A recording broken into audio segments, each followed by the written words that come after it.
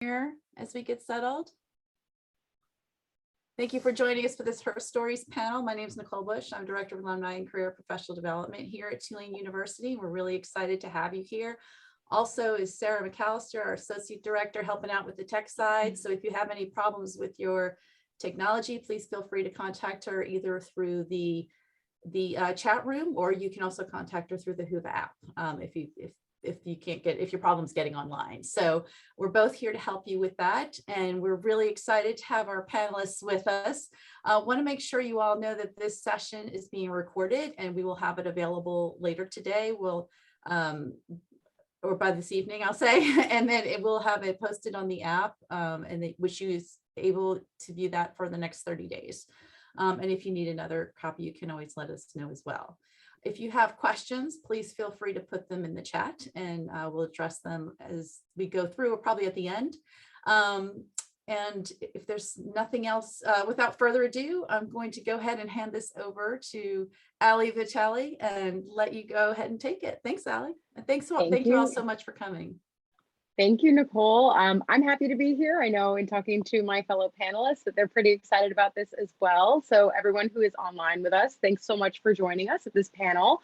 It's Women's History Month, of course. So kudos to Tulane for the amazing timing on this, for celebrating women, our stories, and our careers. I'm Ali Vitale. As Nicole said, I'm a Tulane graduate of 2012, and I'm now an NBC News Capitol Hill correspondent, which is actually where you're finding me right now, in this closet-like environment on Capitol Hill. We've had a little bit of a busy day, so I couldn't exactly leave work on time, and we make it work. I'm also the author of a forthcoming book, Electable, which comes out in August. And I'm joined by an absolutely stellar panel of women. I won't dig into too much of what they do because that's what they're here to tell you about, but I will, by way of introduction, tell you who we're talking with. We have Debbie Polishuk, who's a former group chief executive of Accenture Operations. Since retiring from Accenture, she's joined several boards, including Wawa, which makes her a friend to any reporter that spends a lot of time on the road. Ginny Ko is a senior corporate counsel for Amazon, leading their legal team that supports the cross-border logistics business. Prior to that, she was at Crowell and Mooring, as well as PwC as a consultant. And Victoria Adams Phipps is a nonprofit executive and impact strategist. She's currently Vice President of Engagements and Impact at Fourth Economy, which is an innovative consultancy focused on fostering action to create great communities, impactful organizations, and strong economies. She was also previously Chief Strategy Officer at the New Orleans Business Alliance. Guys, it's an honor to be floating in this digital space with you today. We're excited to be here. Amazing. So I want to start off with a little bit of a rapid fire getting to know you for everyone who's in the audience. This is the Herstories panel after all. Deb, I'll look for you to lead us off. And in the spirit of sharing, when you guys are done, I can share my own career path so that I'm not just leaving you out there on your own. But Deb, if you could start, bring us inside the key moments of your career ladder, moments that really stand out to you on your path to where you are now. Sure. So don't do the math. I graduated 39 years ago. Okay. So if you're sitting there going 83, because I had to actually write it down on a piece of paper to realize it's been almost 40 years. So how do you consolidate what was a 36-year career into a few seconds? Well, I started with Arthur Andersen as a new analyst. Right after I finished my MBA, I went to UT Austin. That was in 1985. I worked my way up, and I had to make a choice to become an accountant or a consultant. I don't know, and no offense to any accountants out there, I chose consulting. It was seemed a lot more interesting and more mysterious to me. And so I started down what was then the Accenture, the Andersen consulting path. Same company, a different division. And I progressed through that. And when I made partner in 1997, we made a very big decision, which was to split off from the accounting part of Arthur Andersen, and we sort of remade ourselves as Accenture. So that's the Arthur Andersen Consulting, Accenture story. And I was a partner in the private partnership while we were still one firm. And then I was part of the team of partners that voted to actually take Accenture public. Which was back in 2001. So I was an IPO partner, very blessed to have had that experience with such a successful company. I'd spent all this time in consulting, about 20 years, and I felt that I was languishing. I wasn't thriving. And I needed new challenges. I needed some new challenges, either inside of the big Accenture world or outside. And I went to the person I was working for at the time, another senior person, and I said, look, I need a new challenge. I'm going to start looking around the bigger Accenture. And I chose to move into what's now known as Accenture Operations, which was our business process outsourcing division. And I joined as the quality assurance leader, which is a very sexy name for a very unsexy position, because I had to dig into all the contracts where we were having trouble and help work them out with clients. So, but that's a great way to learn the business. And I did that for a couple of years, which was a leadership team position. And then really from languishing about 10 years at the same level within Accenture, then my career really started to take off. I was in a division that needed turning around. And so I had the opportunity to run Accenture's largest account. I had the opportunity, this is after I was a quality leader, then I was asked to be the chief operating officer. And that was really my big break. I moved really from senior management into executive leadership, into the C-suite position. And then the leader at the time, the group chief at the time, was grooming me to be his successor. So when he decided to step down in late 2015, early 2016, he worked with the CEO of Accenture at the time, Pierre Nanterme, and positioned me. He sponsored me to really succeed him. And in 2016, I took the group chief executive role and spent 4 years doing that until my retirement in September 2020. I did feel very conscious of making room for the next generation. And I felt that I had a great career. It was 30x years. I had, so many 10 years in the C-suite. It was really time for me to move on. I had groomed my successor, a gentleman by the name of Manish Sharma, who's now, as of March 1st, promoted to the COO of all of Accenture, but he became the group chief of Accenture Operations, succeeding me. He's based in Bangalore now. He's spending a lot of time in Chicago, but and it was just a real wonderful career. I mean, it had its ups and downs, but I hope I did that 35 years quick enough. But it was great. In TV, when I talk for too long, I just hear a little rap in my ear. So no raps here. We're good. I do want to make a note before I move to Jenny. For everyone who's watching, if you have questions as we're talking, I have my eye on a little chat box in the corner of my screen. So please feel free to share any questions that you have there, and I'll try to mix them in as we're talking. So please feel free to go there. But Jenny, please talk to us about your career path. Sure. Thanks, Allie. Thanks, everyone, for joining this afternoon. I am not as tenured as Debbie is, so I will keep it down to 4 key moments that sort of mark out my career. The first one is, so I graduated from Newcomb in 2001, and then I immediately went to law school at the University of Alabama, which is where I grew up. And then upon graduation from law school, I was looking for a job that third year and reached out to, coming from Alabama, that like trying to make it into a big city is going to be a bit of a challenge. And I reached out to 12 different judges on this specific court in New York, figuring, hey, they're not going to fly me up there. But if I'm in town and I say, hey, do you want to talk? Maybe they'll give me a break. And so literally 1 out of 12 said yes. And that was the first step in my career. And I worked for a federal judge for 2 years. And then upon completing that clerkship, the next big step came up, which was, as a lawyer, we all go to a law firm. That is our mothership, right? And so I had a big decision to make, which was, do I go to a firm right away, or do I take this opportunity to go into consulting at PwC, which seemed really interesting. I liked this idea of working with companies to design and strategize and build things. And I did that step kind of to the left, right off the beaten path track, which at the time my mother was like, what are you doing? All lawyers go to law firms. Like, what is this? I don't know a lawyer that does consulting. This isn't a thing. And so that was a big moment, right? In taking the path not often tread. So did end up at a law firm eventually, because that is our mothership. But then lo and behold, in 2017, I'm about to be up for partner, and the question arises. President Trump had just become president. My specialty area is international trade. We all knew it was going to be a crazy trade era. So do I leave the firm and partnership, which is the mothership of lawyers, to then go to Amazon, which is the world's, biggest e-commerce company? It's going to have a ton of interesting and complex trade issues. It has a global footprint.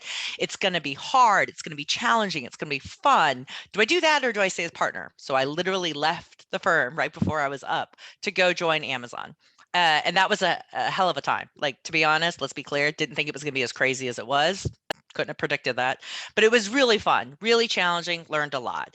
And then literally 2 years ago, having been the trade lawyer at Amazon for a couple of years, the next opportunity was, do I leave my subject matter area of 15, 16 years at that point and pivot and take on global logistics? Again, didn't know what I was in for, guys. This was right at the beginning of the pandemic, but having been at Amazon and understood the company, do I then switch from like what I knew to an area that is tangential? Like, it's not, foreign to me, but it also wasn't my day to day. So I did. I again, liked the challenge, took it on, and literally had to learn a whole new area of the law, a new area of the business. It's a product and customer facing role. And then obviously the past 2 years has been hilariously challenging for anyone who has seen the headlines regarding shipping, everything from boats getting stuck to, the cost of goods going up because it's really hard to get things right now. So that's been, again, fun, challenging, more than I thought. But I think embracing those challenges and not being afraid of like stepping off what is perceived as like the right path, it has really benefited me well throughout my career.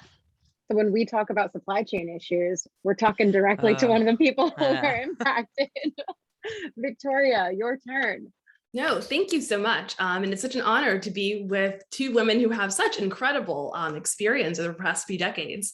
My story reads a little bit different. Obviously, I'm in the nonprofit world and got my start there actually here in New Orleans post Hurricane Katrina. So I'm a native of Miami, Florida, came to New Orleans for undergrad, and I was a part of the Katrina class. So freshman year was Hurricane Katrina, and that, quite frankly, was a transformative experience for me. Being in New Orleans at that point in time, seeing a community completely rebuild itself from the ground up, it gave me the opportunity to understand the power of people coming together to transform communities. My undergraduate studies were actually in the music industry. So up to that point, I just knew I was going to law school. I was going to be an entertainment attorney. That was my path. And the experience of undergrad and being in New Orleans in that time completely shifted. I became deeply invested in social issues and became very interested in vehicles that would drive community and economic growth. So in my early career, I joined a team at an organization some of you might be familiar with, the Idea Village. They played a very outsized role in New Orleans' economic recovery post-Hurricane Katrina, and they did that through the lens of entrepreneurship. Now, I knew a bit about entrepreneurship. My dad is a physician and entrepreneur, so I'd sort of seen that from the internal journey, but didn't really know much about the structures required to support high-growth ventures. This was a crash course in that. So the founder of the Idea Village, who was my direct boss, our CEO, Tim Williamson, was an incredible mentor for me and basically gave me everything that he had. He also did not have a guidebook for what I was going to be doing. So one of my very first tasks, which I think connects with everything I've done since then, was to grow a little thing called New Orleans Entrepreneur Week. At that point in time, New Orleans Entrepreneur Week, or NOE as they call it, was an experiential learning opportunity for MBAs. So post-Katrina, around 2010, 2011, we would invite MBAs down from Harvard, Stanford, Yale, UVA to come to New Orleans and work with a suite of startups on a consulting project that would span 1 week. It was incredibly impactful. And over the years that we did it, we would tack on a lunch with the mayor, a keynote from Walter Isaacson, a crawfish boil, little things that made it a true experience. Tim was like, hey, we're doing this thing, the MBAs are coming, the companies like it, take it and run with it. The world is your oyster. I I was able to leverage my understanding of the entertainment world and my interest in social issues and built that into one of the most transformative tools I think the community in New Orleans has seen in the past decade. New Orleans Entrepreneur Week grew to become a regional cultural event that attracted thousands of entrepreneurs and investors. And the follow-on investments from that work have actually created over 3,000 jobs for the city of New Orleans. And some of the companies that I worked with in those early days recently were acquired. So New Orleans, for those of you who aren't familiar, has seen $1.5 billion worth of acquisitions in the past year. All three of those companies that were acquired were participants in New Orleans Entrepreneur Week. So that's really where I got my start. I did that work for about a decade and really tried to leverage it as a tool to attract investment from elsewhere into this community. From there, I got more involved in the formal economic development world. As Ali mentioned, I worked with the New Orleans Business Alliance, and that's the city's economic development agency. Joined in senior leadership, was in that position doing program development for a number of years, and eventually joined their C-suite as the chief strategy officer, leading economic strategy for the city of New Orleans. That time overlapped with the pandemic, which made strategy work very interesting. One of the things that I'm most proud of and that really stands out as a signature moment, I was able to lead the creation of the Gig Economy Relief Fund here in New Orleans. It was a low barrier grant program for our gig workers, many of whom lack traditional access to finances, and we raised $1.5 million in 6 weeks. It was a wild and crazy ride. So from there, today I'm at Fourth Economy. We are a national strategy firm that focuses on the space of community and economic development. We are a subsidiary of STEER, which is an international entity that focuses on the infrastructure and transportation space. And I'm currently working with communities large and small to advance competitive and equitable economic development strategies. And so everything that I think I've done in the past 15 years really comes back to those early experiences post-Katrina as an undergrad. So really excited to talk more about the experience and the journey. Thank you guys all so much for sharing that. And there's so many themes that you talk about, you know, whether it's unsexy jobs in the beginning of your career, finding mentorship, being groomed, grooming others, making relationships, finding opportunities, all of those things are things that I think we're gonna dig into here and are so important. And I think it's stunning to see them spanned out across all three of your stories, even though you are in such different spaces in your professional life. So I think the thing to start with is the idea of the transition points that you guys have made. You talked about pivoting.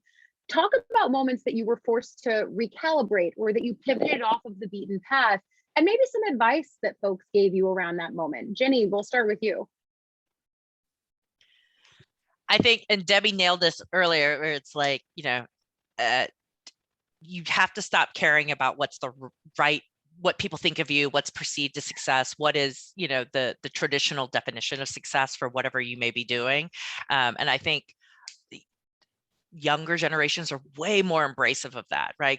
Carving their own path of success. And I think where I have really succeeded or felt happy about the decisions I've made is where I've been able to let that go, right? So this perception that I have to become a partner, or this perception that I, you know, need to do A, B, or C or something in my career to be a successful attorney has really changed. And I love what I do now. And it's just very different than I think what the 22-year-old me would have thought I would have done as a lawyer. Debbie, you're nodding your head. No, I mean, I said I was kind of stuck. And so one of my key advice is make the move before you're miserable. In other words, if you sense you sense it's just not kind of what you want to be doing anymore. And when you get miserable, you become not a nice person. And I think that's what was happening to me. And I languished for too long. So my advice is, don't let yourself languish for too long, because it doesn't get better. You have to lean in and make the change and take risk. And when I moved to what was called BPO before Accenture Operations, it was losing money. Accenture was ready to shut it down. And everybody told me I had 3 heads. It was crazy. Why would I, give up my consulting career where I was, pretty senior and doing well to go take this big risk? And I'm like, nothing looks better to me at the moment. It just looked great. It's like I could dig in, I could use my skills, I could make a difference. And so I wasn't worried about, taking the risk. So I think a lot of times women are afraid to take, don't take as many risks as men typically do. And I would just say, don't allow yourself to get complacent or miserable, and take as many risks as you can tolerate, because usually there's something good at the other end of that. There is a reward that balances the risk. Victoria, I was struck in your story as you were talking about the different transition points in your career. It sounds like you were just given an opportunity and you let yourself mold it into using all of your strengths and really manifesting what you thought would be the best creation there. Talk about that. And when you're talking to entrepreneurs, how you urge them to maybe lean in the same way, because it does sort of seem to me, especially in small business ownership and in other spaces, that there's no wrong way to get there if you're getting there authentically. No, that's absolutely right. I think authenticity is a huge part of it. Another piece is just having trust in your abilities and belief in the concept you're advancing. And I think that certainly was true for the work that I did while at the Idea Village, but also is true for the vast majority of small business owners and entrepreneurs. You have to trust those crazy ideas. You have to be willing to accept the no's and continue pushing forward. And so I think when I look in my own journey, shoot, there are moments when I look back at my, early 20s self, I'm like, why did I think I could do that? I feel like I could do that now. Why did I think I could do it then? There's a level of confidence and authenticity that I think has to come across. But connected, I think, also to these moments of recalibration is the recognition that you were more than your job. And when I had the moment of realizing I was ready to step away from my work at New Orleans Entrepreneur Week, I had done and achieved all that I had really set out to. I was incredibly afraid. Because I felt as though I had invested nearly a decade of my life building this thing. I had received the accolades, and I felt as though my professional identity and personal identity was completely interwoven with this work that I had done. And a huge part of, I think, making that next step and thinking about that recalibration of career path and pursuit of new opportunities is realizing I'm more than this. I'm more than this job. I have more to give. The story of the past decade is not the story of what the next decade might be. And having the confidence to step out truly on faith into that reality with trust in your own abilities and in your authentic strengths. So it's been an interesting ride. And I think there've been a lot of really good journey, sort of learning moments along the way. I think when you talk about that, there is the initial reaction of, yes, girl, of course you can do these things, bring that confidence to the table. And then I think there's also, I struggle with this. I think a lot of us probably struggle with this, needing someone to reassure us, especially at those pivot points when we're stepping into the unknown or we're not feeling challenged. And that's where mentors come in. And I can tell in all of your stories, you had people who were guiding you. And I think for people who might just be starting out, they're wondering, how do I even find a mentor? I wonder if you can talk a little bit about the ways that you either sought them out or if there were programs in place at the places that you were working. Victoria, we can start with you and then go around the horn, because I think a lot of people are asking about engaging mentors and how to build those relationships and find them in the first place. It's so interesting. So I don't think I've ever formally asked someone to serve as a mentor. It's not like, will you be my boyfriend or girlfriend? But I certainly have made requests of people that in hindsight, I'm like, oh, that's exactly what I was doing. And I think across your career path, you have these moments, yes, of needing sort of the cheerleader to say, you can do this and here's what you should be thinking about. But you also have those moments of realizing this might be beyond my level of understanding or my level of skill set and capability. In those moments, one, often as women, I think we might say, well, I need to Google and research and just figure it out. But a better option can be scouring your network and figuring out, is there a peer or someone more senior than you who might be able to help you find that answer? In the instances in which I have done that, those are the people that really emerged as mentors for me, people who were willing to sit down and explain, here's what you should be thinking about. Let me make a phone call and connect you with someone who does similar types of work. And as women, I think we have a willingness to be helpful and to make those connections more readily than others might.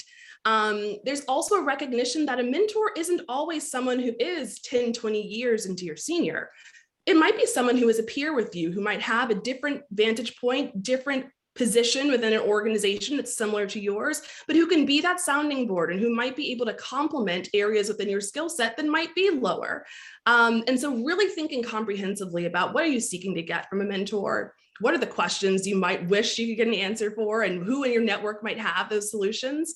And really looking at your peer group as well and figuring out, can we be a bit more action oriented and helping one another get to the next level, sort of rounding out each other's skill sets and places of need. You frame this in such a great way, and it matches with what someone in the chat is saying right now. Different than a mentor, have you found successful strategies for engaging outside of the workplace champions, right? And what we're really talking about here is guidance, but also someone who'll say your name in a room full of people and offer new opportunities to you. Debbie, it sounds like that might be the story that you told us at the outset of this, if you can expand on that a little bit. Yeah, and I think it is important to understand there's sort of mentors, and I guess you can call them champions or sponsors. And there is a difference in mentors. You know, I love the way Victoria framed it, because, you know, you're not looking for, you know, can you please be my mentor? And believe me, it's okay to ask if you want to do that. But the more natural way is, look, I need your advice. Hey, could you give me your advice? Could you go coach me on this, et cetera? And people, men and women, I found, have always been incredibly open when you're asking for it. They want to share their expertise. They want to, you know, they want to feel like they're adding value too. So I think you should, you know, think about having many different mentors depending on what it is you're struggling with. The difference between a mentor and a sponsor or a champion is a sponsor or a champion is someone who's going to stick their neck way out there for you, right? They're going to put you up for that promotion, and they have a seat at the table. They actually can influence the direction and the trajectory of your career. And those are very important and cherished relationships, but they are built in the trenches. So, and they're two-way. So my two big sponsors, one that helped me get to partnership at Anderson Consulting, and one that helped me get to group chief executive, one was a woman, one was a man. I had working relationships with them. I helped them be successful in what they were trying to do. It was two-way. And they saw what I could do because I helped them, you know, when they needed support or a challenging project, I was willing to be the project manager and do stuff in the trenches for them. And then when it was my turn to be up for promotion, they could sing my praises with actual examples of how I made a difference. And those relationships, you're not going to have as many of them. You're just not. They're hard because they take time. You got to build them. You have to have experiences together, you know, in the hardest times in business, right? In the most challenging times, in the pivot points of a business. And you, again, I had two across 35 plus years. But you need them. You need them if you are going to progress. And a lot of times people, I thought when I made group chief executive that I needed the sponsorship because I was a woman. Nope. Men have them too.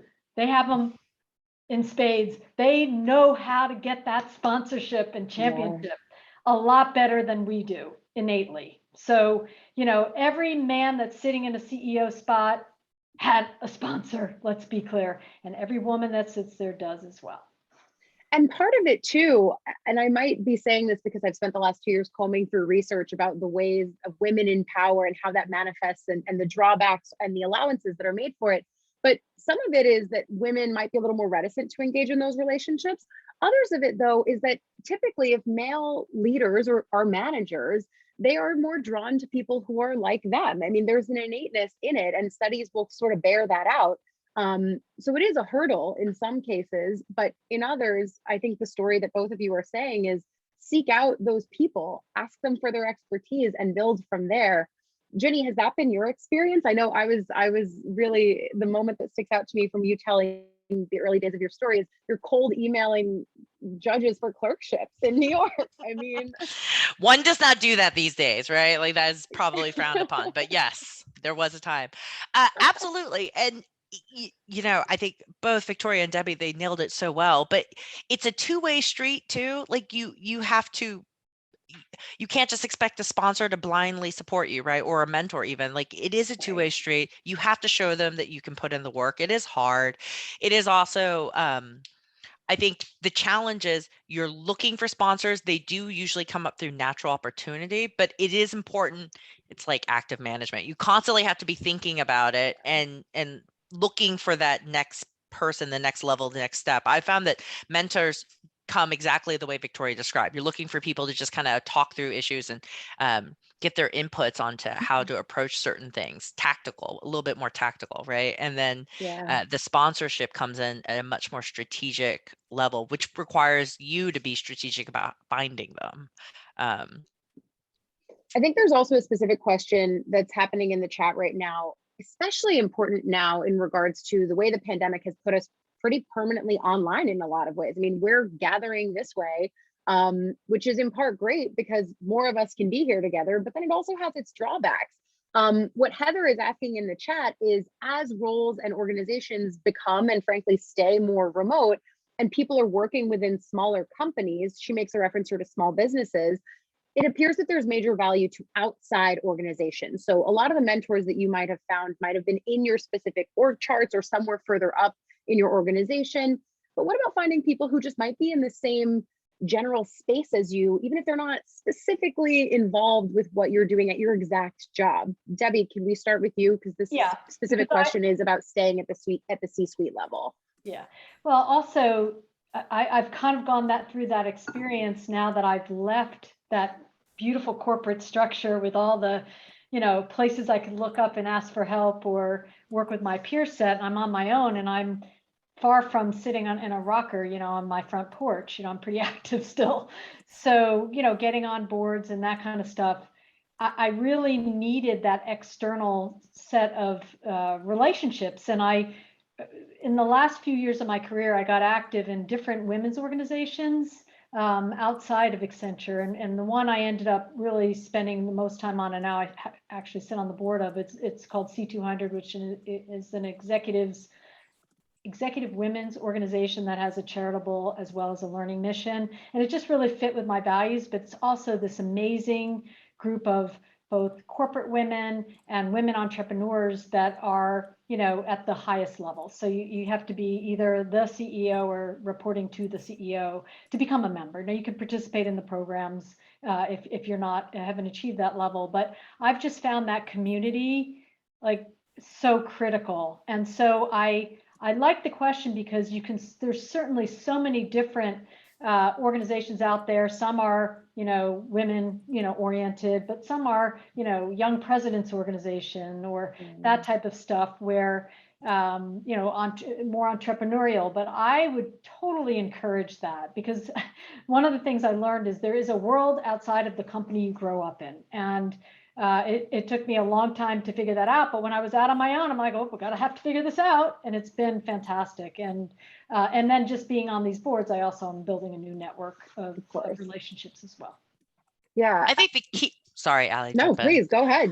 I was gonna say, I think the key there is finding your authentic interests, right? Like that, whether it is, social justice or, it doesn't even have to be professionally speaking. Like a lot of my pro bono work is done on veterans cases and done on, social justice issues, because that's what I'm personally very interested and invested in. And that's how you will meet other champions, other mentors that provide different industry experience and perspectives that will introduce you to a whole new group of different people that will really create opportunities for you. Mm-hmm. Yeah. And it sounds silly, but I also think it doesn't have to be about the work all the time either. Thinking about social connections with like-minded women, thinking about opportunities to sort of interact with new folks who might not even be in your industry. You never know where those points of connection are going to come from, particularly in this environment where more of us are working remote and aren't connecting with our peers in person 24/7, seeking out those resources, whether online or in person, that allow you to build a more diverse and robust network. I think that is where you start to see the turn and burn and interesting opportunities pop up as more folks are aware of you and aware of your interests.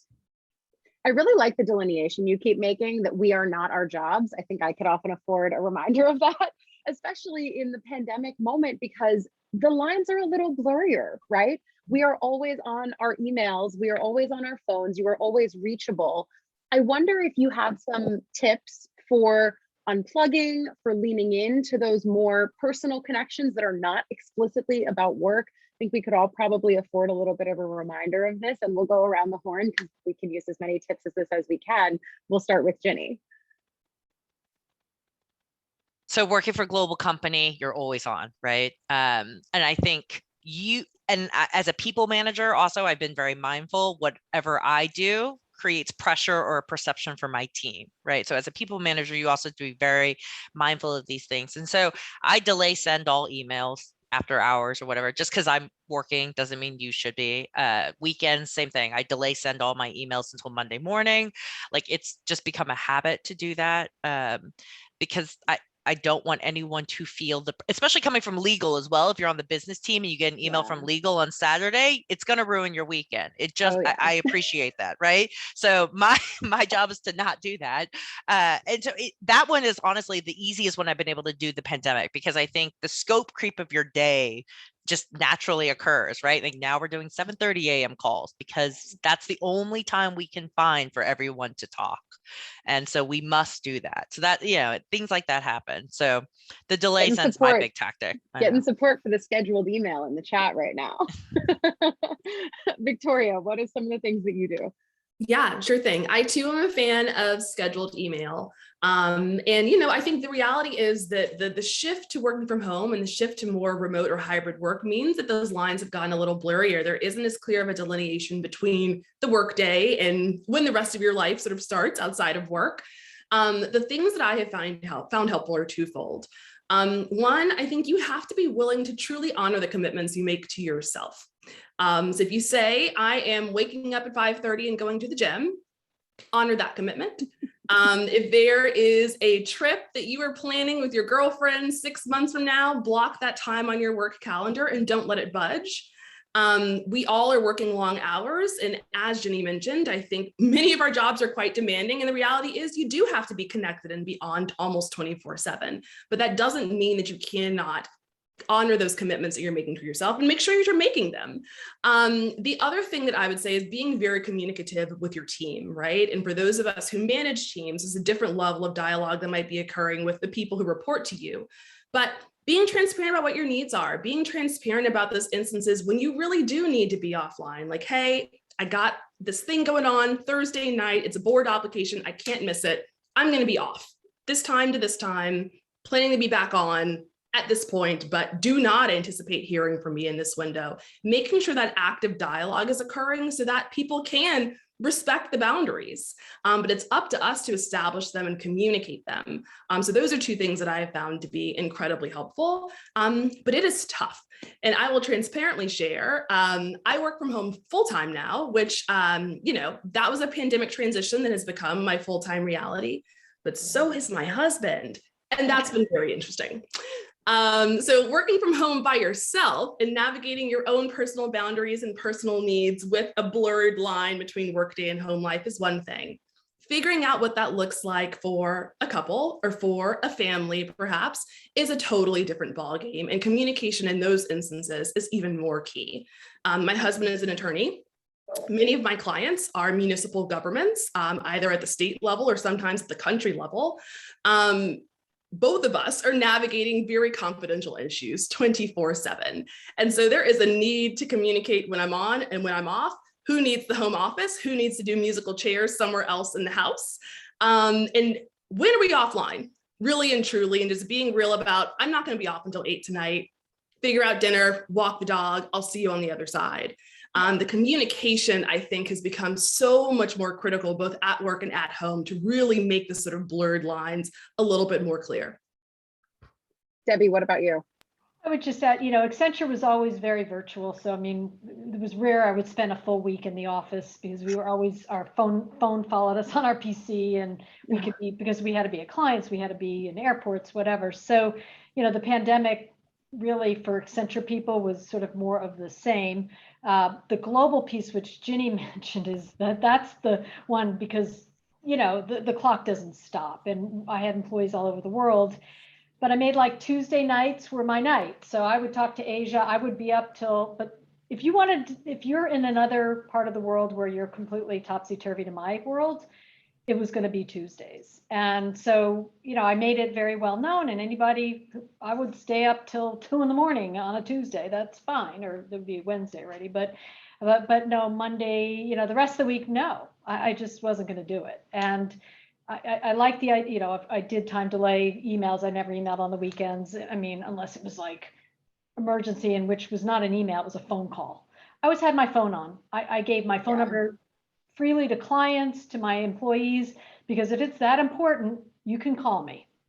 Don't just ping me on email. I'm not looking at it on the weekend. So if it's really important, pick up the phone and call me. Always had the ringer on. And people knew that.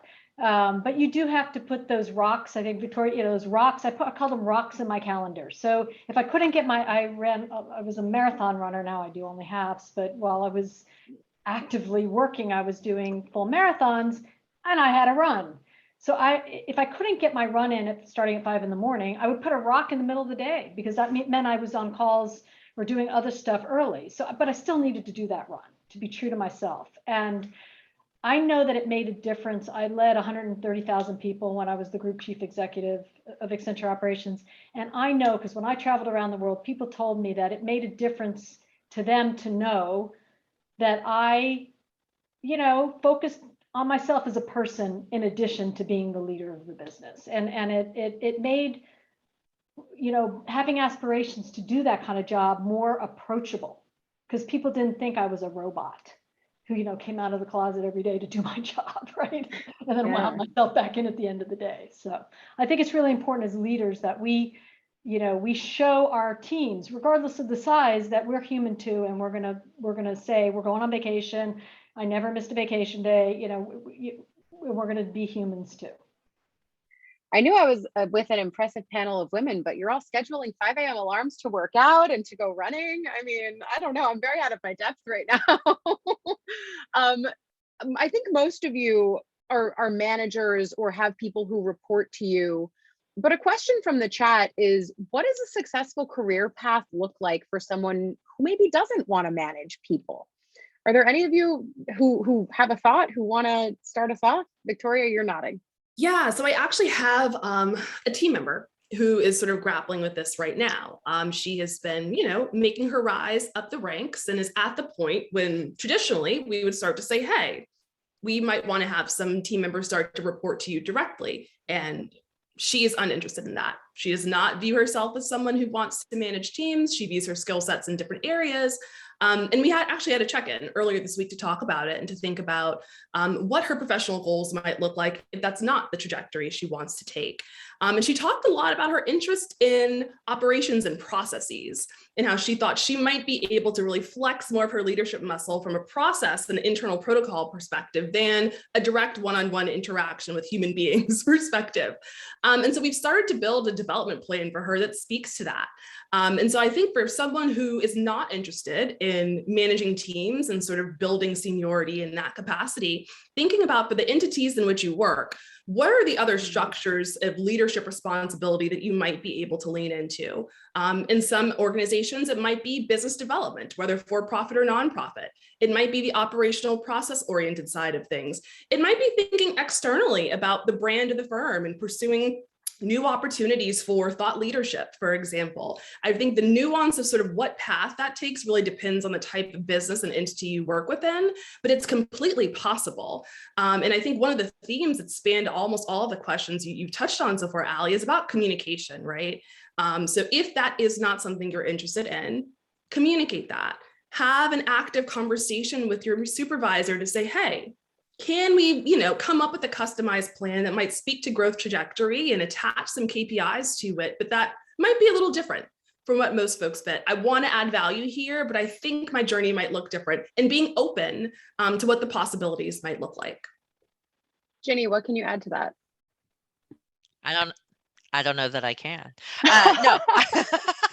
I absolutely agree with Victoria. I think communication is key. And I think as we get older, or we're more comfortable in a job or a role, we're more comfortable saying what we want and what we need, right? And again, advice I would give to my younger self, think about it like thoughtfully, and then be ready to verbalize it, right? Because it's not going, you don't always have the luxury of having a manager that wants to have that sit down conversation with you. Oftentimes you have to bring it up. You have to find the right moment to be like, actually, this is what I want to do, or this is something I think I should be doing, you know? And what I've learned is like, don't surprise them. Like, let them know well in advance that you want to talk about these sorts of things. Let them have a second to think about it themselves before you drop it on them. So that way the conversation is super productive, right? But it really is a self-advocating kind of a thing you have to think about and focus on, because it's not always that you're going to have the opportunity to raise it, be asked to raise it. Debbie, I have a specific question for you that's different. If you want to speak to this one, please do, I but just then I have want a to add second. one thing, because I totally agree with what they've already said, and especially about sharing your aspirations and dreams. I think that's critical to either being an individual contributor or to move up through management and leadership of other people. But the one thing I found, because a lot of times I'd have women come to me and say, I don't want to be a manager, I don't want to be a supervisor. But when I had a longer conversation and understood, what was driving that, sometimes I would learn interesting things. And there's a woman now who's leading Accenture Operations North America, who said to me, I just want to be an individual contributor. And when I explored what was going on in her mind, it was really, she had 2 young children, and she was afraid that if she was going to be leading a big team, she'd have to be traveling a lot, and she would be away from home. And so when I explored it further, she really did have the aspirations to run a P&L, but not right now. And lo and behold, her kids grew up. I mean, now they're applying to college or in college and applying to college. And guess what? She's running the largest P&L short of being the group chief executive. So, Wow. so there was. She kept saying, I want to be an individual contributor. She was a CPA. She had all this finance background. But when I really picked at it, she had bigger aspirations, but it was a timing thing. So I would just say, as a leader, as a manager, to really understand what's underneath that, in addition to being respectful of the aspirations of the individual. And look, women managers are primed for that, right? And I feel like right now there is a conversation that's happening, thank goodness, on the larger national scale because of the pandemic and the ways that we've seen it cut so hard against women, and specifically women who are parents. I think that there is a larger conversation happening in corporate structures as well as down to the small business level of what does it take to keep women in the workplace? Because Debbie, had you not done that, that's a woman who clearly had insane leadership potential. She just needed a little bit of time until she was ready to get there. And I think that leveraging those talents on their own timelines and having the patience and the leadership potential to do that is so critically important. And I feel like that's the national conversation we're having right now. One of the positive outgrowths of the pandemic, even as we look at labor statistic numbers that show women continuing to leave the workforce, unfortunately, right? I mean, the other thing I want to pivot to, and I'm seeing our time tick down, unfortunately, so I would urge everyone who may have questions that haven't been explored yet to throw them on into the chat. But Debbie, as I was preparing for this, I was talking to some colleagues up here on the Hill. I was telling them the people that I was talking to, and they said, oh, well, how do you even get on a board?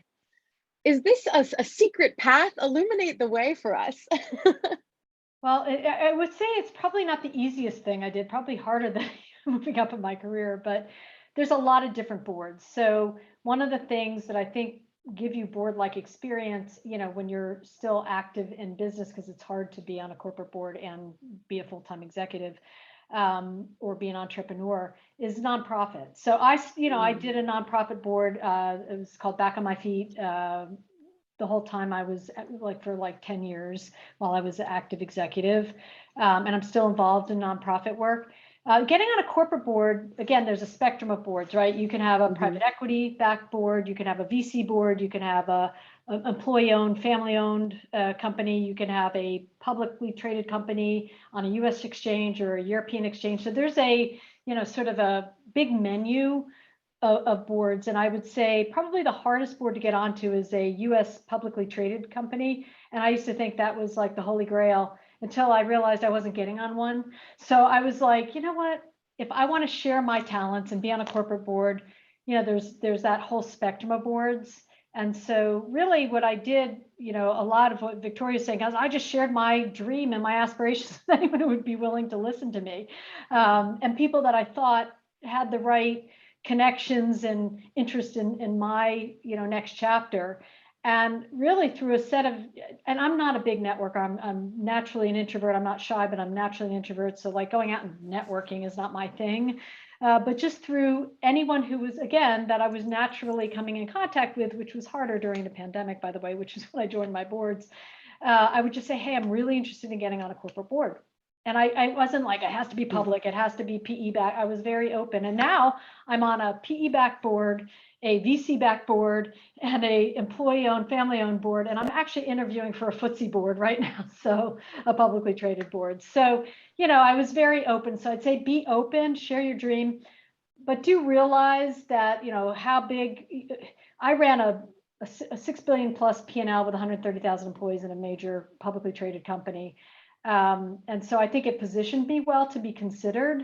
But you have to either have like big P&L experience or very specific skills, like you're a CPA and you could head the audit committee, or you're an expert in marketing, or you're really deep in HR and compensation, because these boards are governing a company and they're looking for, or cyber, IT and digital and cyber, but you have to be, you know, out there like on social, you know, putting your points of view out there, and you know, publishing and speaking on panels, because, you know, every company, and I don't care what size, they want the best board they can get, right? So they want somebody who's recognizable and is known for some type of expertise. So it's not that easy. It's kind of a journey, but it's like a career. You just keep at it, you network, you share your dreams, and things happen.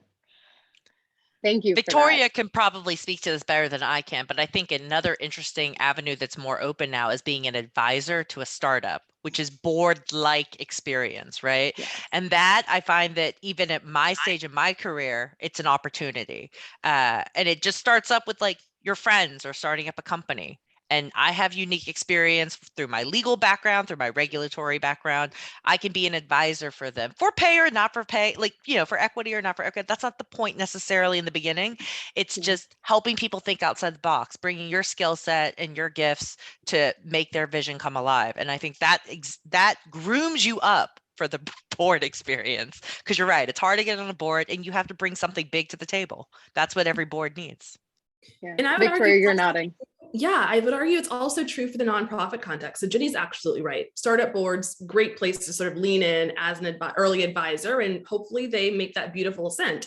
But on the nonprofit side of things, it's very similar. I think a lot of people think about nonprofit boards as like, oh, it's just, you know, good-hearted people who care about the mission and want to support the organization. And while, yes, those attributes are true, it's work. So it is really about the skill set. It's about the experience that you have. It's about being able to govern that entity. And the bigger the nonprofit, the more complex it is, and the more diligent they're going to be in scrutinizing who they're considering to join the board.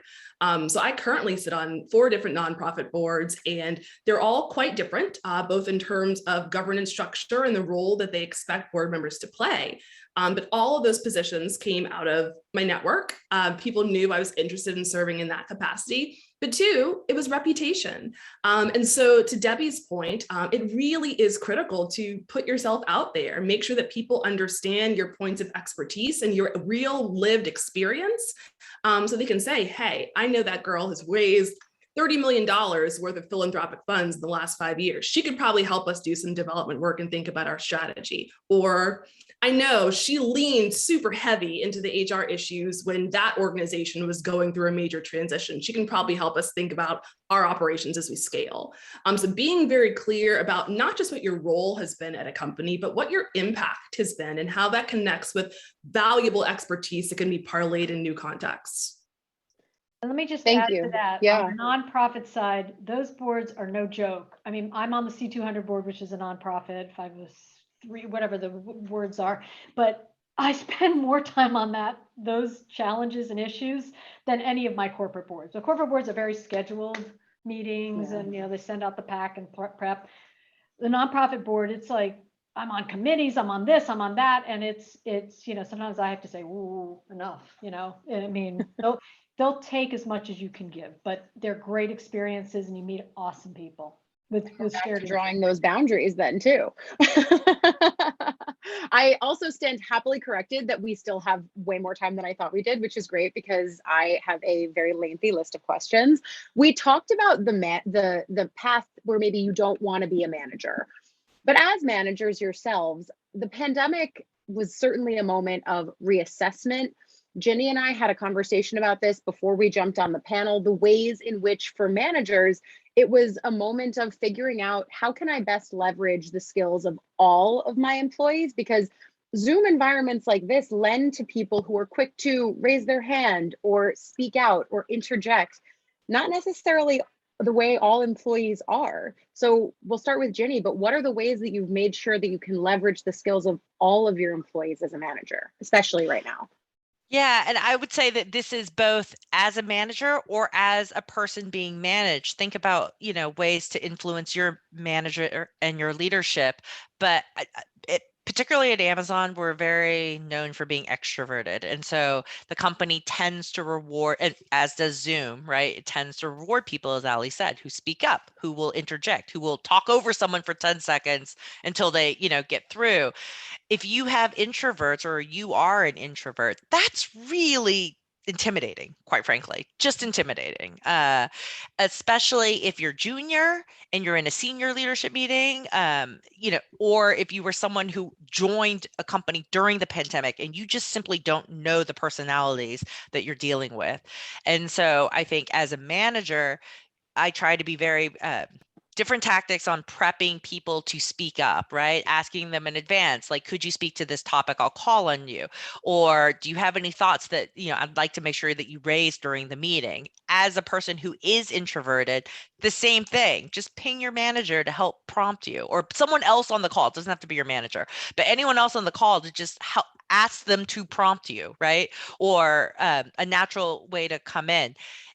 Also trying to make sure at the beginning and end of meetings we create time and space for anyone else have anything else they want to raise, like those kinds of moments, so you can open the call to everyone to speak.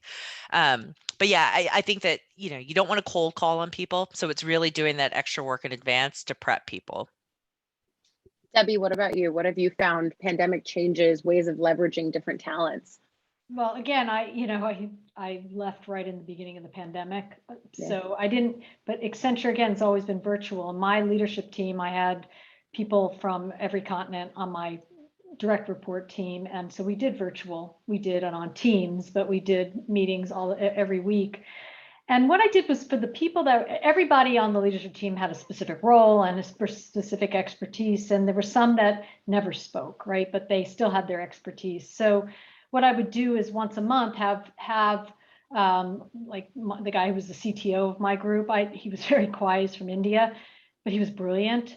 I would have him prepare a topic that was of interest to the entire team and actually make a presentation and show the depth of his capabilities, so that he was featured, and so that off call and other times people would feel comfortable reaching out to him, because he was always so quiet. People had no idea who he was and what his expertise was. But once he started to do these presentations periodically on topics that were of very big interest to the broader group, man, that interaction happened a lot more naturally. And then he started getting more comfortable, started to get to know the different people on the leadership team. And so he would be more comfortable actually presenting. So creating that opportunity, very similar to what Ginny's saying, is you have to create that opportunity. You don't want to cold call them, because that's like, whoa, deer in the headlights, but give them the chance to shine. However works best for your team and the approach to bring that. But certain people do need to be invited in. I mean, they're just not naturally going to speak up. Victoria?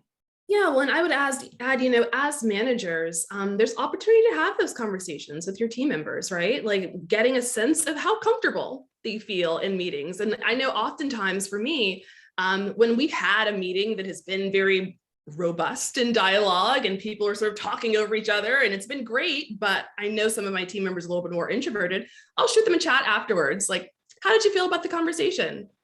Were there any points that you had thoughts around? Getting a sense of sort of how they were experiencing it. And then I'll follow up in our check-ins and say, hey, well, like, how would you feel about sharing some of those thoughts in this setting? I would love to add you to the agenda.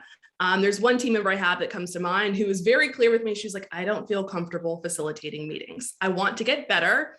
I want to learn from you, but I don't feel comfortable doing that. And so over the last 6 months, we've been working on sort of little bits and pieces of the typical things we'd cover in a meeting. So, okay, you've built this portion of the deck. Like, I'm going to shoot to you to do these 5 slides. And we can talk about how it went on the other side. Or we need to solicit some feedback from the team. Can you set up a Jamboard and walk us through the process, how we're going to go through the 3 activities to solicit team feedback? And in the 6 months, she's transformed. So it's also about having that active dialogue to understand where are the points of discomfort and finding ways in the meeting to bring them out, but also finding opportunities to invest in their skill set over time so that they might feel like they have a little bit more of an even playing field with their peers. A lot of this focuses on the conversations that we have with our managers, with our higher ups, with people who we might be managing. There's a question that's been submitted about how would you suggest letting a manager know that the work you're doing doesn't reflect your worth to the company and that you're more than the tasks that you are assigned? Effectively, how do you get someone to give you a little bit more responsibility? It kind of sounds like what Victoria was just talking about, with someone coming in and saying, well, maybe I'm not good at this yet, but can you help me get good at it so I can learn more about it? Have you ever had someone come to you like that, Victoria, to say, I'd like to do more than what I'm doing? Yeah, I've had people come to me and do that. And I also have been that person and have done that. So I've had both experiences. And the instance in which I was the person that sort of came forth, I actually put together like a whole little well-designed presentation talking about like, these are the tasks that I'm currently doing. Here's how I'm exceeding them across all these indicators.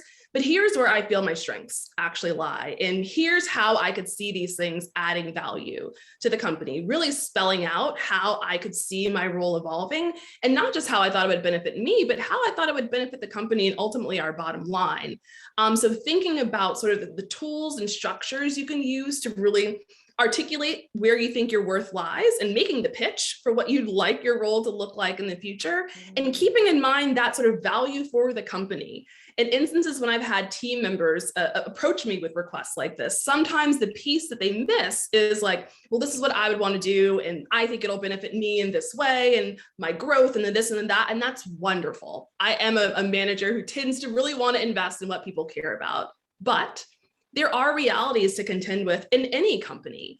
And so if you can think about the company's priorities, the corporate priorities, and figuring out how this shift might better support that, you'll likely be more successful in gaining their support for that moving forward. Debbie, you were nodding when she was talking about the desires of the employee and what they can do going forward. It's always a balancing act. I mean, it's a brilliant comment to make, you know, because I've had so many employees come and say, well, you know, I'd be really good at this, and I'd really like to do this. And it's like, well, we don't need that now. You know, that's great. However, it sounds like you have capacity. So maybe this project, you know, in addition to what you're doing, would be a new challenge for you. So people do get so excited about something they love, but it's that really that intersection between what they have a passion for and what you're trying to accomplish as a business that have to come together. And when it does, it's magical. And really, you as the leader, when somebody comes to you like that with so much energy, you don't want to boom and push them down. You want to say, that is awesome. You have capacity. How about this, right? You don't want to go boom, you know, well, we don't want you to do that.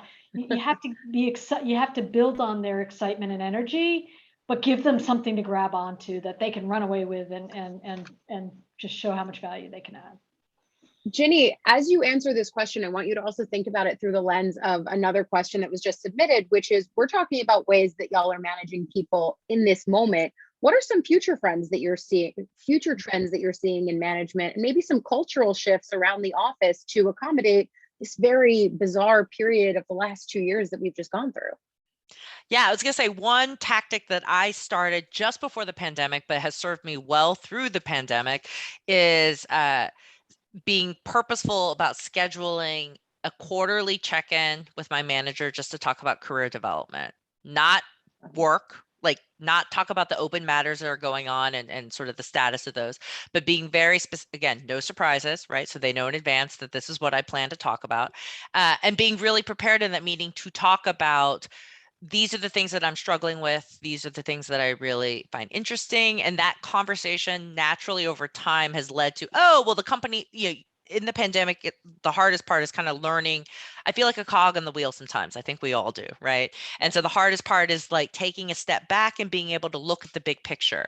And those conversations have helped facilitate learning more about other things that are going on, which then fuels, well, what do I want to do next, or what could I do next that would also again benefit the company, right? So it's the right value proposition for both sides. And so I think that was a little tactic I did that was helpful. And I think you could do that at any stage of your career, any position you're in within the company. And my next one is trying to figure out other people outside of my immediate team, because I realize that's what we've also done in the pandemic is we've been very isolating, right? So the people I talk to all day are the people that I directly work with. You're not running into people in the hallway, you're not catching up, as you're waiting for lunch outside. Those kinds of communications are all lost. And so spending more time to think about other people within the larger company, both in legal and non-legal, that I've worked with in the past or come across or heard talk in a meeting and was like, they're pretty cool. Yes, I want to know that person better. And it's a little bit of like hi, I want to be your friend, but I mean, really it is. Like, I would love to just schedule half an hour with you quarterly to learn more about what you're doing, what your team works on, that kind of thing, and keeping it very with a plan, but open-ended to hopefully also kind of grow those relationships outside of my immediate space. And it only feels awkward the first time you do it, but then after that, it's okay. I promise. I think that one of the things that we also talked about in here, and Debbie mentioned this off the top, you've got the unsexy jobs in the beginning of your career. This is kind of where the growth happens. And I know that when I talk to people who are just starting out in my industry and news, there are things that they like about their job. And then there's the bulk of it that they're like, I think I might be past this. I think I might be past logging press conferences, which the speed of fingers that as they go to log these things is crazy. But what's your advice for people who are in those early stages as you look back at your own, the truth telling that maybe being in the workforce isn't always the most glamorous parts of your job, but it's also the stuff that's really important to growing. And these are the stepping stones that you need. Ginny. I tell all junior attorneys, don't chase the money, chase the work. Don't chase the money, because everyone thinks, oh, got to go big for make big money, right? Yeah, but if you're doing document review for 3 years, your soul will die, like just die. So, and then at the end of those 3 years, you have no skills other than reviewing documents, and you will also leave the law because of that, right? So chase the stuff that you really like and what's interesting to you. And it may not be completely sexy, because to learn something, you have to learn the unsexy parts as well, right? You have to learn the depths and dregs of it. But once you realize you like it, you'll naturally spend more time learning it, and you will want to learn the unsexy parts of it. And then that makes you good at it. And once you're good at something, people will find you out to come work on stuff because you're good at it, right? So there is a little bit of that. Sorry, it's the reality. There's that learning curve you got to go through to be good at something. No one, I mean, I do this all the time. I'm like, I'm not interested in what junior attorney thinks. They have done nothing in their career that is of value. Please don't spend your time on my stuff. I don't have time. So it's you got to put that time in to get good at something, and then absolutely people will seek to work with you because of that. Debbie, talk more about that. Yeah, so I always say, and I don't have the law background, but in business, I mean, I spent more time, and these don't even exist anymore, but when I started at the copy machine, making copies of proposals, and I mean, it was just the most, mind-numbing work. But the truth was, whatever it was that I was given, I tried to keep an open mind and see how I was adding value and do whatever it was the best I could, right? But there is that point where you start to see what you're good at, because you're going to do more than sit at the copy machine. Maybe you're doing that for an hour a day, but it seems like the whole day.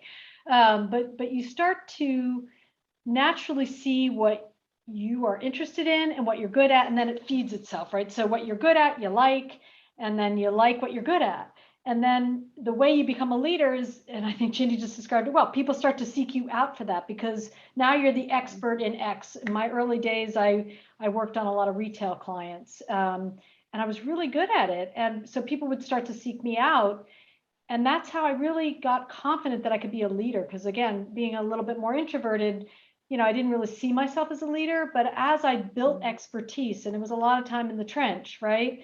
But as I got the confidence that I was really good and maybe better than others at this industry at the time, I was getting a group of people that were senior to me and junior to me that were sort of hovering, right? They wanted to be part of my world, right? So, and that's how leadership starts. But yeah, I mean, you're going to do a bunch of stuff that's, not so much fun, but in the end, it's building that foundation upon which you're going to grow your career on top of. And you have to put in, I mean, it's a 10,000 hour rule, right? I mean, you're going to have to put in time to build that expertise and be viewed as a leader or an expert or someone who can continue to progress and learn very quickly new things. Did you find that too, Victoria? Oh, absolutely. I think regardless of what your career trajectory entails, what industry or sector you're in, the type of organization you work for, when you're just starting out, there are going to be some things that are not sexy, that are not fun, but that just have to get done. And often, when I look back on my own journey, those are some of the most valuable experiences because you learn so much about what you're good at, what you enjoy, what you do not like and would not ever want to do again. And it's one of the only moments professionally where you can truly just be a sponge. I can think back to my early days in the nonprofit industry, and I would be so frustrated sitting in these meetings and being the note taker. And I want to contribute. I have thoughts. We had great strategy dialogue before the meeting. I hate that I'm just sitting here taking the notes. But in hindsight, what a powerful opportunity to hear from leaders who had been doing this work for 20 plus years. What a powerful opportunity to see examples of strong facilitation, of strong pitching and fundraising. And so some of the things that I became very good at were because I wasn't the one doing the sexy things at that point in time. I was listening and observing and being the sponge. And so when I have new team members who joined my team who are entry level, fresh out of undergrad or grad school, I'm constantly counseling them, take advantage of this moment because it doesn't come around again. So yes, are there unpleasant admin tasks and logging of things in the database? Sure. But you're learning and you're learning about yourself. And those are the things that are going to frame that foundation for the impact you'll have as a leader moving forward. And recognize it won't last forever. At some point, the sexy work will come. I think about this in the context of I wanted so badly in the early campaigns that I covered to be the one asking that first question. And there are people who are higher up on the ladder than I was who were there and who the candidates would innately look to because they were on TV. And I was just, at that point, 25, 26 years old. It was my first campaign. And I remember coming home so frustrated. Oh, I wanted to ask that question. But I got to learn from these really amazing veteran journalists and correspondents, that's how you frame a question so a politician doesn't skirt their way out of it, or that's how you follow up to make sure they're not dodging you. I think it's so important what you say, the moment that you feel like you're in the back seat can feel like you're being relegated to the back seat, but really there's an opportunity in being there so you can watch the person who's driving you as well. I think it's so important. In the last 15 minutes or so that we have, I want to drill down on some personal moments if we can. I think a lot of the things that we're talking about here require the confidence to say what you want, to know what you want, to trust your gut a little bit. And I don't think that comes innately or easily to a lot of women, especially as they're starting out in the workplace. And so I want to hear from each of you, the moment that you can remember, I found my voice, and if someone helped you get there, or if it was just something that took time for you. And we can start with Debbie and then work our way around. I would say it's sort of two moments. One is after I ran my first marathon, I was like, I'm doing something that most people, not that they can't do it, but will never do. And it gave me this huge confidence boost alongside, what I was trying to accomplish in my career. When I was able to do that, complete a marathon and forget the time, it's irrelevant. I got it done. I had confidence that I could do a lot more even in my career. It just gave me that confidence boost. I'd say that's one. And one is, it's just a funny story, but it was a moment.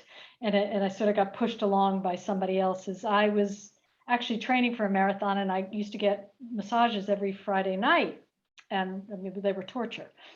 And one night I was on the table and my massage therapist going at me and my phone rings and it was this guy, Mike Salvino, who was the CEO of our business at the time.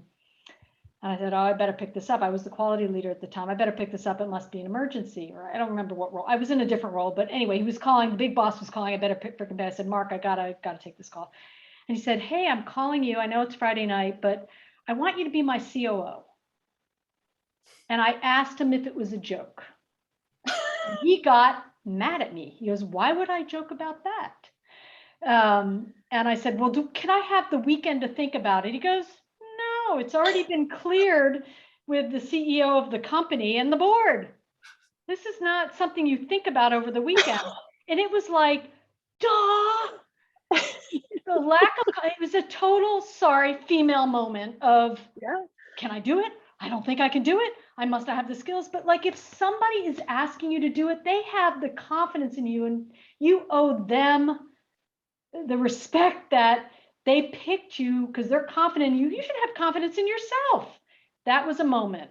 And I will tell you, and it was funny because he was also my sponsor to become the CEO. And before the CEO of the division, when he retired, it was before Pierre, who was the CEO of Accenture, was going to call me and tell me that I had been asked, he was asking me to be group chief executive. And Mike said to me, and what will your answer be? I'm like, thank you, Pierre. I'm honored and I'm excited to take this role. We practiced it.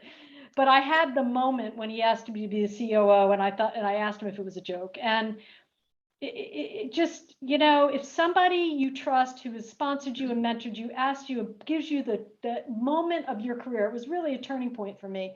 You really need to trust them. And I made him mad. And that was like just a moment for me that, you know what, you can do it. If other people believe in you, you have to believe in yourself. And a switch went off after that. I tried to really just say yes when something big and important and great could happen for me. Jenny, what about you? I love that story, Debbie, because I think we've all had those moments where someone asks you to step up and you were like, I didn't even think I could do that. Like, what do you mean? And I agree. You have to respect the belief that someone else has in you to step up.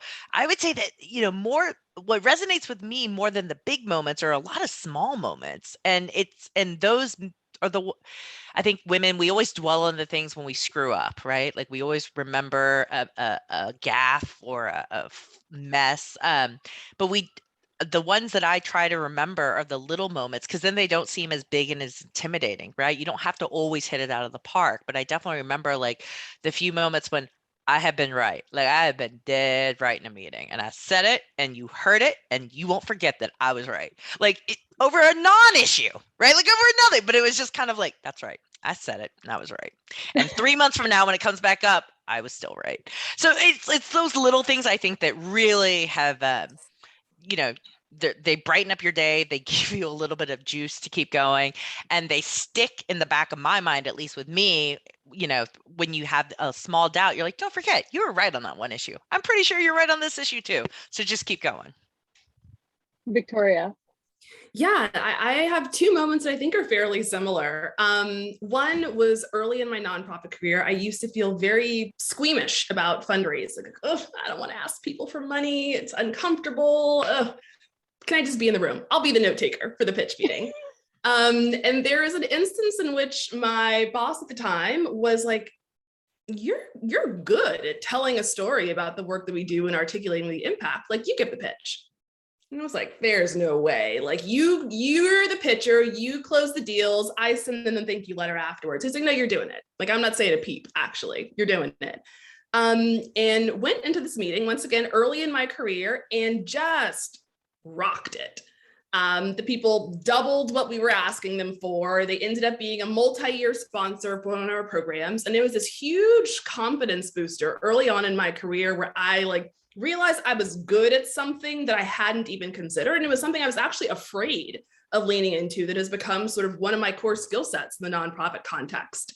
But the moment I had that I guess sort of was connected with your story, Debbie, a few years back, I'm sitting in my office doing some work and desk phone rings, pick it up. I'm like, hey, is this Victoria Adams Phipps? Yes, it is. Like, how can I help you? And they're like, oh, we I won't name the corporation, but large corporation was coming to town, was hosting a very large event for corporate executives, women executives. And they were like, hey, we're putting a panel together with the COO of Bank of America, and we'd love for you to join her. I was like, are you sure you've dialed the right number? And they're like, yes, this is Victoria Adams Phipps, right? You've done this work and you talked about these things at different conferences in the past. And I was like, are you asking me to moderate the panel? They're like, no. Someone else is going to moderate. A member of the media will moderate. It'll be you and Kathy. Shocked, flabbergasted. I'm not someone who often is at a loss for words. I was at a complete loss for words. And so that was sort of a moment for me where I was like, maybe I am doing better than I thought. Maybe I need to give myself a little bit more credit and take myself and my career path a little bit more seriously, because obviously other people are. So those are two moments, I think, for me that really just changed the way I was thinking about my potential moving forward. Those stories, I think, are all amazing and relatable. And I think everyone can see shades of themselves in those. I know for me, I started leaning into what my gut was telling me when I would stand in these, rooms of reporters with candidates. And it sort of harkens back to advice that Michelle Obama gives, that you sit in the room with some of the people who you are told are the smartest people. And then they say things and you're like, that's the smartest person? And you start thinking about, for me, the questions that I would ask about issues. I do my homework, I read my policy, I come to work prepared. And when I'm ready to ask candidates and lawmakers questions, at a certain point, after hearing a lot of dumb questions, I decided that mine couldn't possibly be any dumber. And so I was just going to ask them. And you find that moment on the most random Tuesday, or on the day that your boss calls you on a Friday and says, do you want to be COO? Or the day that you get an interview request like that, whatever. And I think it's really amazing, that spontaneous moment, the light bulb goes off and you're like, yeah, I am a smart person and I am good at this and I should lean into whatever my gut feeling is. And so I'm glad to hear that all of us have had those moments, because they're hard fought. They don't come easy or immediate. I think the last thing I'll ask y'all as we wrap up is a tried and true question here in panels like this, which is, was there advice that was given to you early on, or a mantra that kind of sticks in your head as you go about tough times at work or good times at work, things that you regularly draw upon? We'll start with Jenny. Oh, I have one because we talked about it, which was, I was attending a similar panel like this a couple of years ago. And one of the panelists said this, and it has resonated with me, even though it may be cheesy.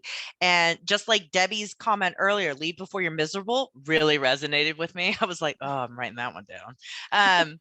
This was one that really resonated with me, especially working for a big company like Amazon. You realize they take. Man, those 2-day packages don't come easy, right? Which is, I work at Amazon. I work for Jenny Co. And that sounds cheesy, I know, but it is true. And so when you realize that the job is not giving you what you need, who are you actually working for? Yourself or the company? And that's when you leave before you're miserable. So that's what I got out today. I love it. Victoria. Yeah, so I have two that tend to stick in my mind. One is a bit of advice I got from a girlfriend who was great at working with women in the space of negotiations. And one of the things she counseled me all around years ago was to sharpen the points of your star. She's like, constantly are talking about being well-rounded and making all of our skill sets, up to like a certain level of standard. And she's like, but in actuality, like if you aren't a quantitative learner, you're never going to be the finance whiz. Find someone that's great at that and sharpen this point to the star that you're great at. So if you were great at marketing, branding, and communications, sharpen that point. Don't worry about the financial point. If you're great at operations, lean there and worry less about some of the other areas that you're less strong at. And if you sharpen the points of your star, that's when people will start to take notice. If you're sort of trying to even everything out, you're losing a little bit of your authenticity and magic in the process. So that was one. But the other, and this is something I counsel myself around all the time, is just this too shall pass. There are moments when things are really stressful and really hard. You're working long hours. And for me, sometimes I'm in these client scopes. I'm like, gosh, like I do not see the light at the end of the tunnel. This is getting more and more complex. and recognizing that that moment won't last forever. But also when you're riding the high and things feel incredible, you just closed a huge account and gosh, I'm just loving life right now, recognizing that those moments don't last either. And so cherishing them and really kind of savoring those moments to sustain you when the dip comes. So those are two things that I'm constantly thinking about. Where are my points in recognizing that this moment won't last? Debbie. Okay, I have two and I'm going to do them quick. The first is I started leading people very early on in my career, managing team lead, manager, whatever. And I had my first sponsor, her famous line was trust but verify. So you do need to trust the people that work for you, but remember the buck stops with you. And if something goes wrong, it's your fault, not the person who made a mistake. You can't blame your team members. You can't blame the people you trust. You will lose them in a half a second. So what I mean by that is you trust people, but you need to check in, right? You give them a lot of rope, but don't let them hang themselves. So as a leader of people, you really need to trust but verify. The second I learned from a client where I was bidding on a proposal many, many months, and ultimately I lost to IBM. And I thought, how did that happen? And I went and I spoke to him. He was the CIO of a large publishing company. And he said, business isn't fair. It made me have a 360 view of how decisions are made. IBM got chosen. They had a person on the board at the time. They had just acquired PwC. PwC was the auditor. There were just so many other things going on than putting a great proposal on the table and being liked by the team. That was good, but business isn't fair. And it just made me realize that you need to really understand that decisions that get made are very 360 and don't have your blinders on. Really understand the dynamic in which an executive is making a decision, especially if it's going to impact you and your team. And you really have to. And maybe business isn't fair isn't the best way to capture it, but it was an aha moment for me. Yeah, I think mine is twofold as well. I was told early on, when you make a mistake, take responsibility and then leave it alone, move on, box it away. Do not dwell on the correction you had to issue on that story or the thing you missaid in that live shot. That's the first. But the second is, don't take your pain in advance. Someone said this to me only recently. I'm a pretty type A person. I tend to go down the rabbit hole of all the things that could go wrong. I think a lot of us are probably like that. Don't take your pain in advance. And I mean, it really opened my eyes to the fact that we don't have to play that game. If things go wrong, we can take responsibility, box it up, and move on. We don't have to do that before it's actually happened, though. And so that for me has sort of played in my head for the last few months since it was said to me. And I hope that a lot of the things that we said here today for the folks who are watching play in your head as you're going forward, spending your work weeks while also hopefully setting those boundaries, those rocks on your calendar. And I'm really thankful to Victoria, Ginny, and Debbie for being so candid and so insightful during this discussion. And I will turn it back over to Nicole. And I'm so thankful to have moderated this panel with you guys. Thanks, We are Allie. thankful that you joined us, Allie, and all of you. Really, thank you so much for the wonderful advice you've given us today. Hopefully you've seen some of the great comments we've had in the chat of people really appreciating it. So thank you so much. As we transition to the next leg of our journey today on the Women Making Waves Conference, we do have a set of roundtable discussions starting at 2:15, and then we'll have more panel discussions at 3:30 and closing out with our closing keynote speech at 6 o'clock Central. Those times are all Central times. So thank you all so much for joining us. Please go to the app and join the community discussions and social groups so you can continue some of these conversations and join some more. Thank you all so much for sharing your time and expertise with us, and thank all of you who came and joined us today. Enjoy the rest of the day. We hope to see you in another session. Thank you. Thank you. Bye, all.